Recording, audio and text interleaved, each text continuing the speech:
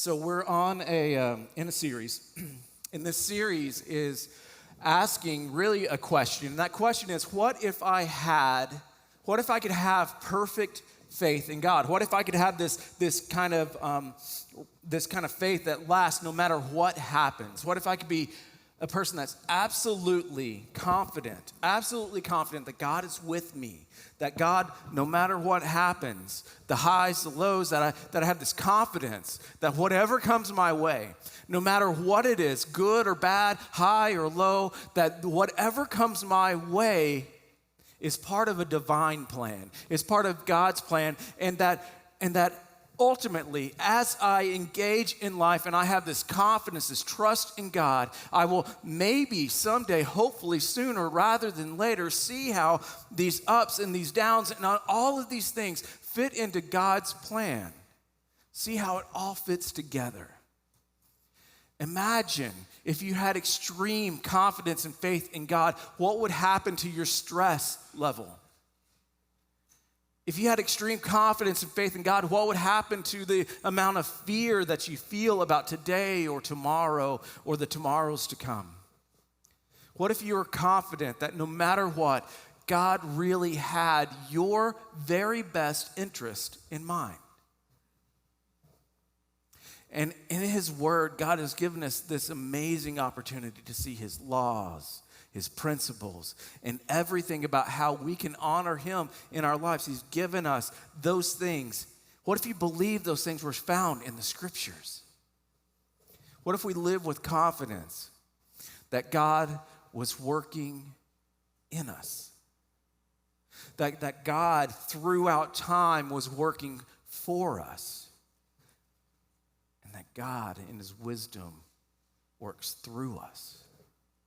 If we really believed and were confident and trusted in God and said, God, I believe that you have a plan that is bigger than mine. You have a purpose that is bigger than mine. And I'm confident, God, that you are working in me and for me and through me. Would your responses to the things that you encountered be different?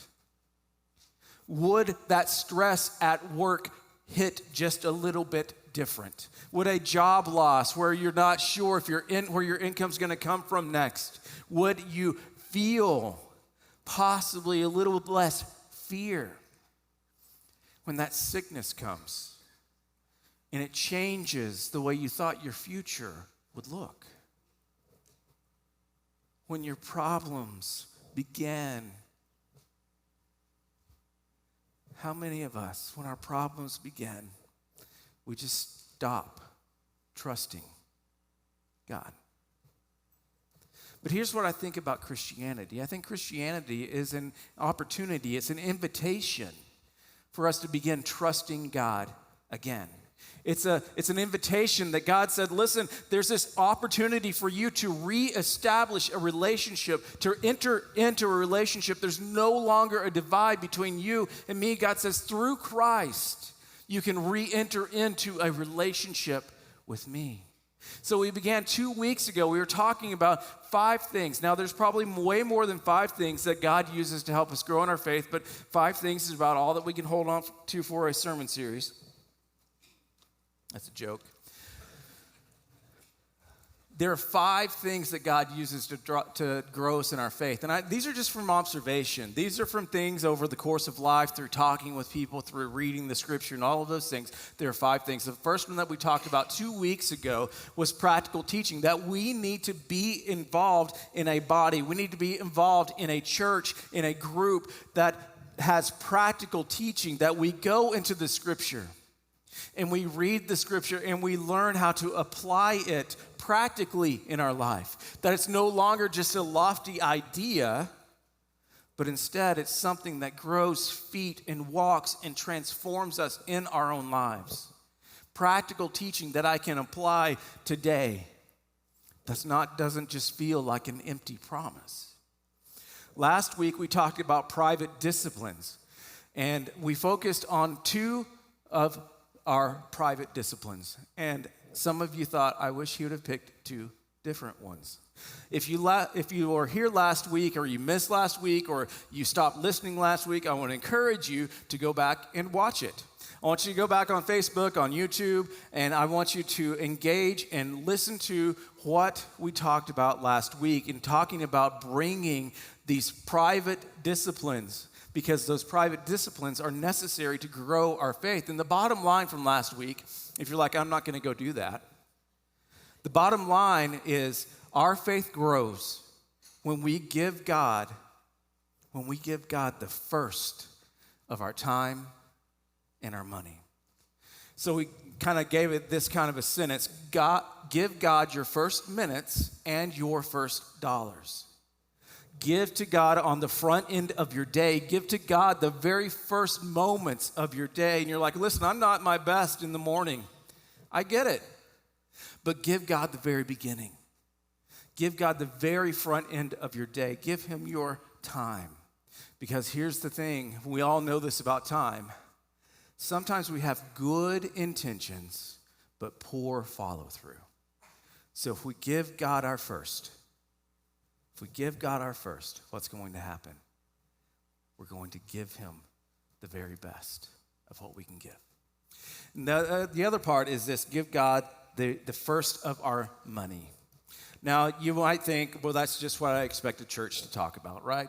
Churches just need money to kind of line the coffers. That's not the case here. What we're talking about is there's something bigger at play. If we don't learn how to give God the very first of what he has given us, if we don't believe that God owns the world and everything in it, and that everything that we receive, even though we work X number of hours a day, if we don't give God the very first of what he gives us to live, we find that we then begin to live for the things that we get. And so God said, listen, if you'll give me the very first of what you receive, we will ensure that those things that you receive don't have a hold on you. Those things that we receive, the money, the resources, and all of that. God says, listen, Jesus told us that you can't serve two masters. You can't serve both God and money. You'll love one and despise the other. If we learn how to give God the very first of what we've been given, and I'm not talking about tipping God. I'm not talking about if I have a few dollars when the offering plate goes by, I'm going to drop it in. What I'm talking about is a percentage. Learn to be a percentage giver, a systematic percentage giver. You get paid once a month, give once a month. You get paid twice a month, give twice a month. You get some unexpected money. Give a percentage of it. We're not saying, hey, anytime that you get it, it all belongs to God. Just take it all, and you're going to live over in some area that you don't want to live in. What we're saying is give a percent. Because when you give a percent, you say, I will not be controlled by the money that comes into my bank account. If 10% sounds too high, start with 1, 2, 3, whatever it is. But when we read the scriptures, what I find is this. When Jesus was asked about it, 10% seemed to be the bare minimum. But as we learn how to live in discipline with our time and with our money, that discipline then becomes a lifestyle. We find that it's something that we just expect that we do, and we engage in a lifestyle that's prayerful and thoughtful, that gives God the very first of what we have, and then that lifestyle becomes joyful living. It's one of those things that we think, you know what, I can't even imagine my life without that being a part of it. And these are the things that God uses to grow our faith. They're the things that we know we can't make more time, and we wish we could make more money. And those are the things that hold on to us so much. But if we learn to give those things to God, something amazing happens. It becomes a joy. And our life is more full because of it. And it grows us in our relationship with God. Our faith benefits from it. So today, what we're going to talk about providential relationships. And in the coming weeks, we're going to talk about pivotal circumstances. And we'll also talk about personal ministry. But today, we're going to be talking about providential relationships. Because here's what we know. No matter who you are, no matter where you are on your faith journey, you kind of find that when you get in a conversation, people start describing their journeys of faith. They start saying some things like, I met this guy, I met this girl, and it's not like, hey, I met this guy. right? It's about, I met this guy, and he started talking to me, or she started talking to me about some very big things, some struggles that maybe I was going through, some questions that I had. This person, I met them, and immediately I knew that they were different.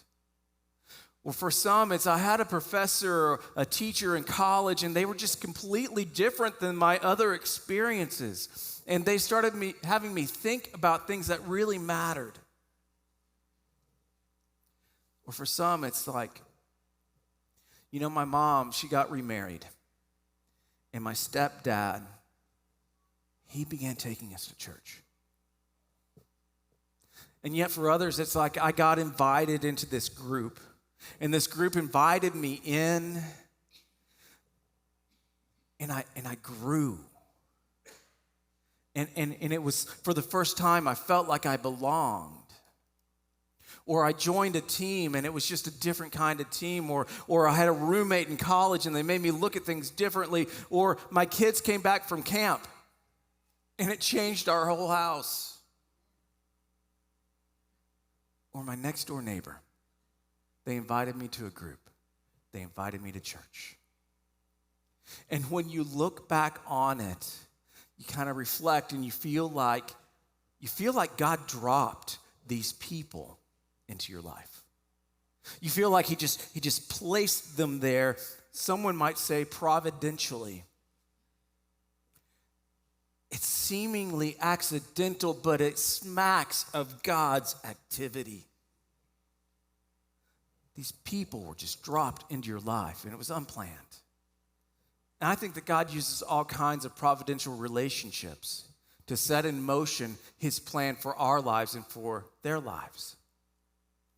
And I think if you were to hear my story would start with this.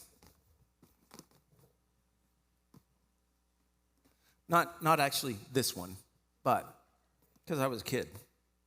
And kids break things and throw stuff away. But this Alf lunchbox. Yeah, I'm that old, I know. Alf lunchbox. It's kindergarten.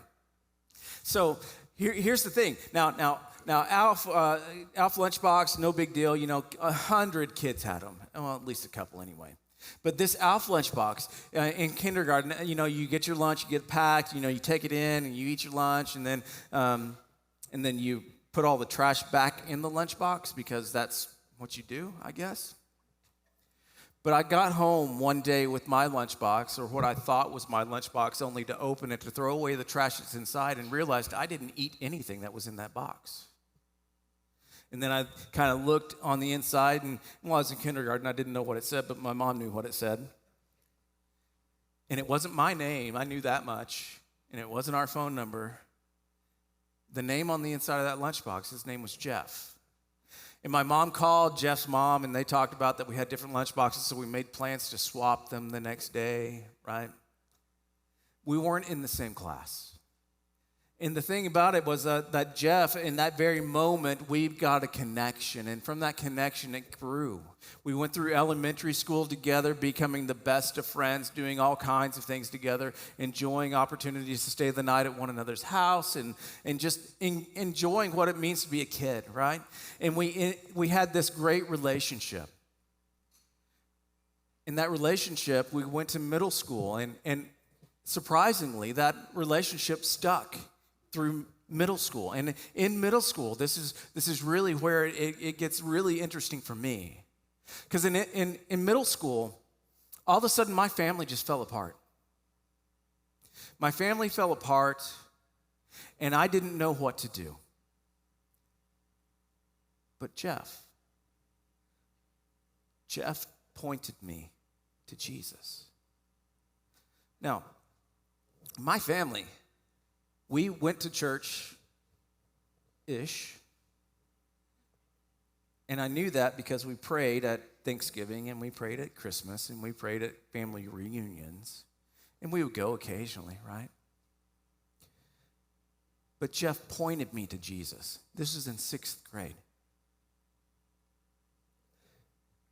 And he invited me into understanding what does it mean to pray to a God in the middle of your worst nightmare. And so Jeff, he pointed me there. He supported me, encouraged me. His parents did the same. We moved away at the end of 8th grade. But then, high school. God used a man named Steve Blaylock. Steve Blaylock was my Sunday school teacher. And Steve poured into my life.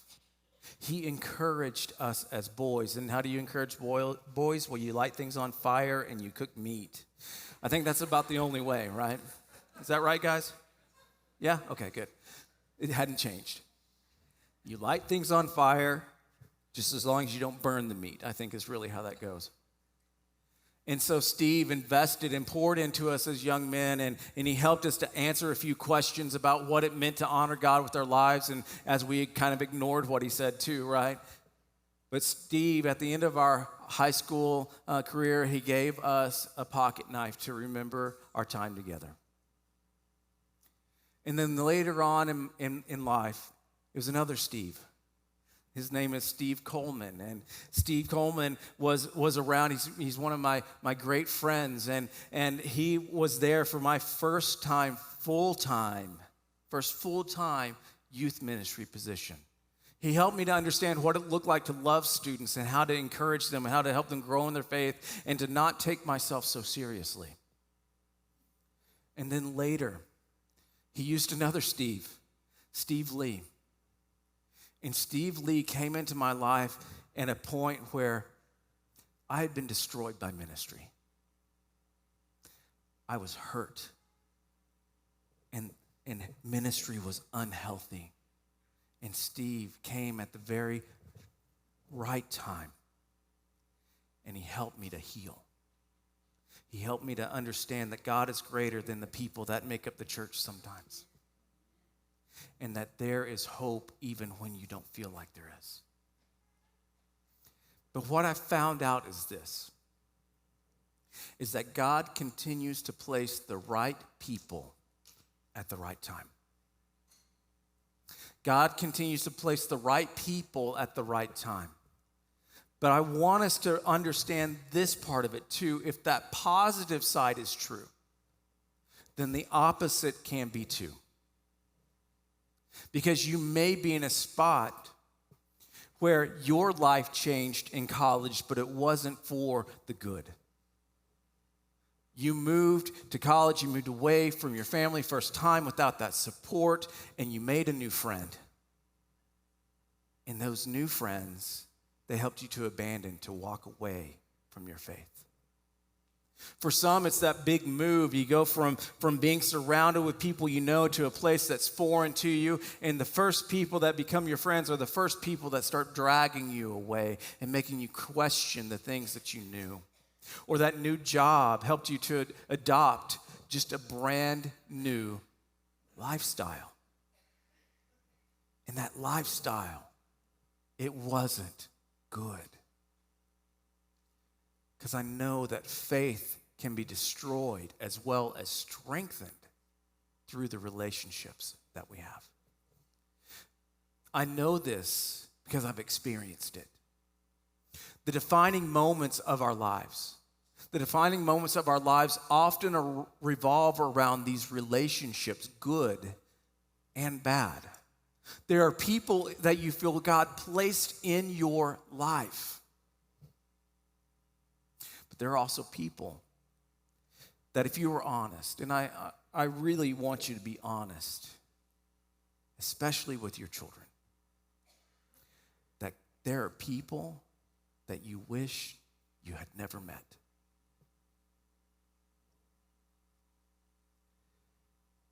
There are good and bad relationships in our lives.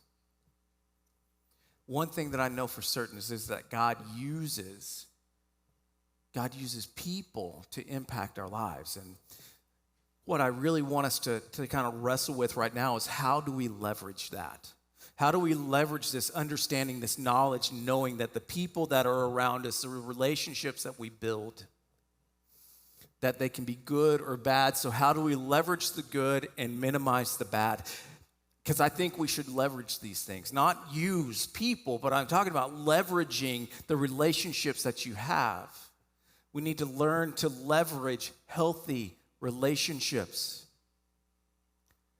And those healthy relationships will in turn become our providential relationships in our lives. And they become those God-ordained, God-placed people. Because the truth is, some of the unhealthy ones, they're unavoidable. Because you will be forced to work with people who do not share your beliefs. You will be forced to work with people that do not share your values. And those people, those relationships, the people in proximity to you have the potential to damage your faith. You may think, well, not me, I'm pretty strong. Are you sure about that? Because you're going to be forced to interact with people that serve as constant temptation, that serve as constant temptations to you morally. Are you sure that's wrong? How do you know? That forced you to deal with temptation ethically? Everybody does it. Everybody fudges the numbers every now and then. And these people, they represent the things of the people, the things that you should stay away from. And as a Christian, though, we should have relationships with them, right? Because that's what we're supposed to do. But I'm going to tell you, only some of them. Because the truth be told, and you know this is true, some of us are not mature enough to have certain relationships. We're not mature enough to have this type of person around us.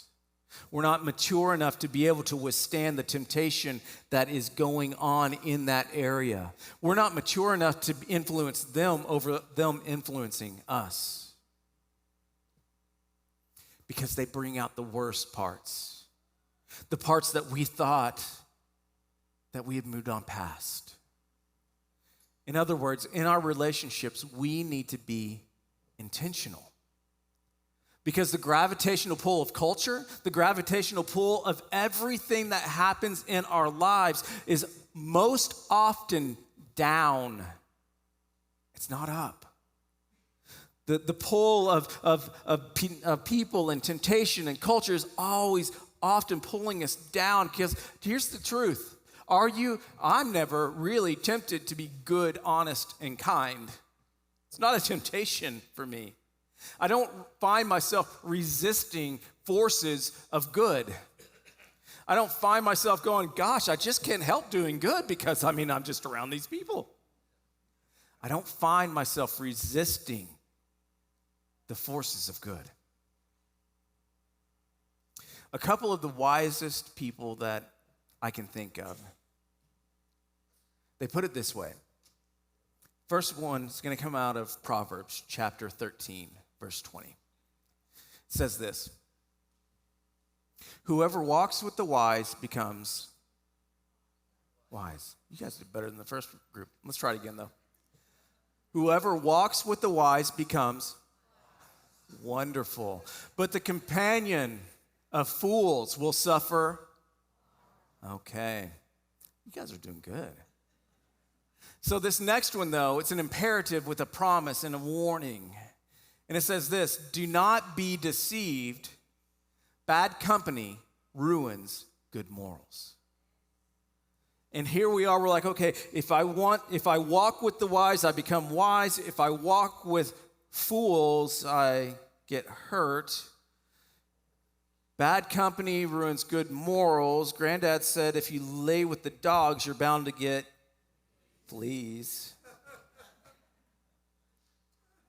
And we think, yeah, I remember that, and that applies to you when you're in middle school and high school, right? That's just for when you're coming of age and trying to figure everything out. As long as we're in that spot where we feel like it only applies to kids and students,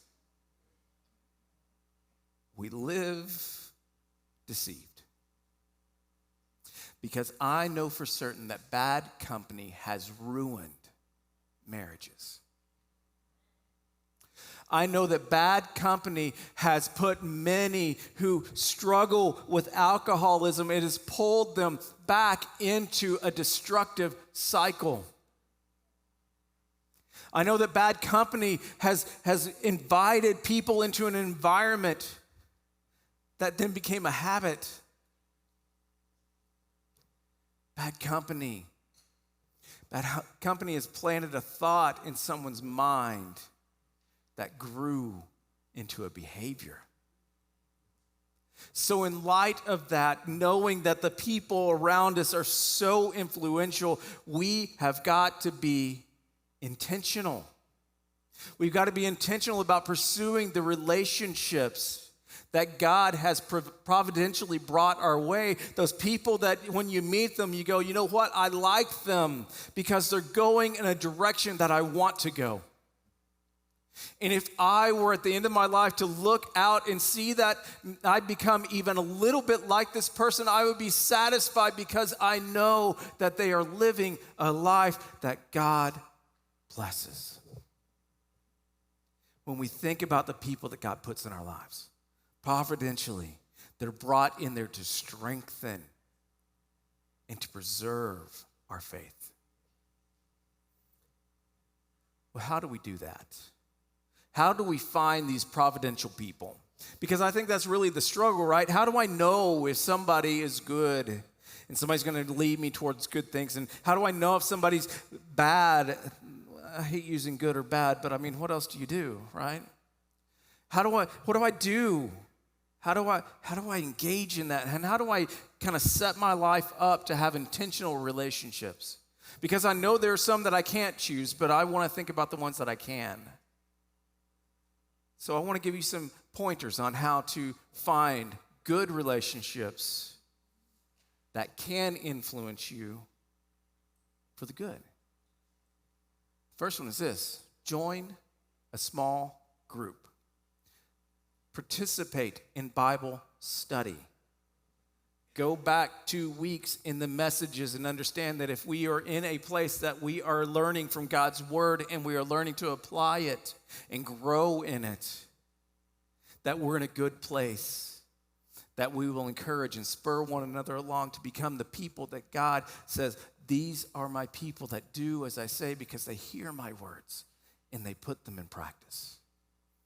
I want you to learn that there's so much richness found in community, getting in proximity with people, getting in a small group, in circles, getting in Bible study, spending that time, volunteering side by side. Become a volunteer. Volunteer on the food distributions. Those people work hard and they enjoy one another as they do good things. Become part of buildings and grounds. Help continue to make this facility beautiful and functional. Become part of a group. Students, one of the best places that you can find the right kind of relationship that are being pointed in the right direction is to come on Sunday mornings to small groups and come to Wednesday night thing in the middle of the week. You can pay me later. But come to small groups. Be involved when the church meets. Go to camp. Do those things. Parents, get your kids here. Get them into midweek and get them in on Sunday mornings. And you're like, well, Sunday mornings, it happens at 9. Okay, we have things for you too. Come. Be part, be involved. Get your kids in midweek and on Sunday mornings And on midweek, you're like, I don't want to just drop them off. Great. We don't want you to just drop them off. We have women's Bible studies. We have men's Bible study. There's opportunities for you to get involved and to be with other people going in the same direction. In other words, we have a place for you to grow. We have a place for you to grow. We have a place for you to build relationships. We have a place for you to serve. Do you know where you're not likely to grow? Staying at home when you have so many opportunities to grow in relationship and in your faith. If I were to encourage you in anything today, it would be don't stay home. Come be part of building relationships that are going in the same direction. Place yourself where you will be exposed to the right people. Because I believe that's one way that God builds a great faith. As a student pastor, I would tell the students this all the time. Your friends determine the quality and direction of your life. Your friends determine the direction and the quality of your life. And this was true when we were 14. And it's just as true when you're 40. It's just as true as when you're 80. Right? Besides, you never know when a mixed up lunchbox will change your life.